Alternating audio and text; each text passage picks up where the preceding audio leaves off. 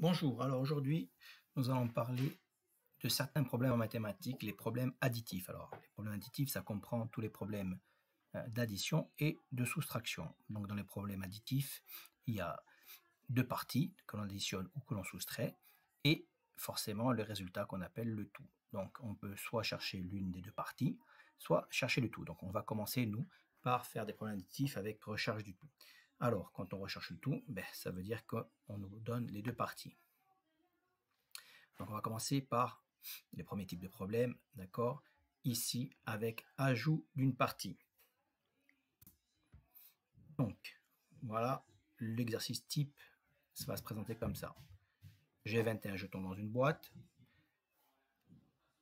Ici, j'en ajoute 14. Combien y a-t-il de jetons dans la boîte? Donc, le mot ajoute indique qu'il y a une action. Cette action, on peut la représenter par cette flèche-là. On va ajouter, d'accord? On va mettre en plus cette quantité-là. D'accord? Donc, on a la première partie qu'on nous donne. On nous donne la seconde partie. À nous de retrouver le tout.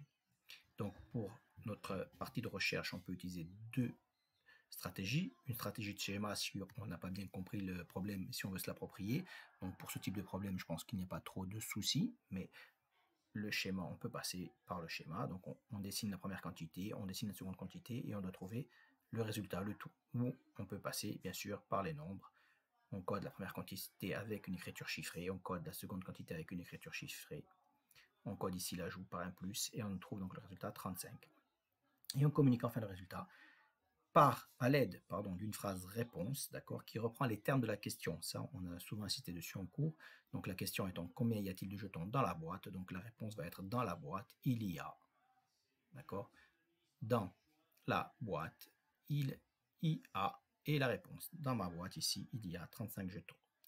Donc ça, c'était les problèmes de type numéro 1 avec un ajout, d'accord, d'une partie. On a une partie, on va ajouter une deuxième partie que l'on nous donne et on recherche le tout. Dans ce type de problème, eh bien, il y a aussi le retrait d'une partie. C'est-à-dire qu'on connaît les deux parties et il faudra encore rechercher le tout. Mais ici, on va retirer de cette partie-là une certaine quantité. Donc, l'énoncé type peut ressembler à ça. J'ai 24 jetons dans une boîte. J'en enlève 8. Combien y a-t-il de jetons dans la boîte?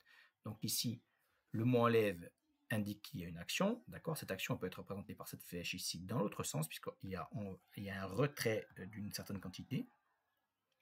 Et le symbole mathématique qui accompagne cette flèche, c'est cette fois le signe moins. Donc, pour ce qui est de la recherche, nous avons donc nos deux procédures, le calcul ou le schéma, qui vont nous permettre de trouver le résultat, donc ici 16, et on communique le résultat sous la forme d'une phrase-réponse en reprenant les termes de la question. Donc voilà, ça, ce sont les deux premières parties des problèmes additifs. D'accord? On verra que là, on recherche le tout. On verra qu'on peut rechercher une des deux parties. Mais pour l'instant, nous allons nous concentrer sur la recherche du tout, c'est les plus simples. On va valider cette compétence-là avant de passer à la suivante. Voilà. Merci, au revoir.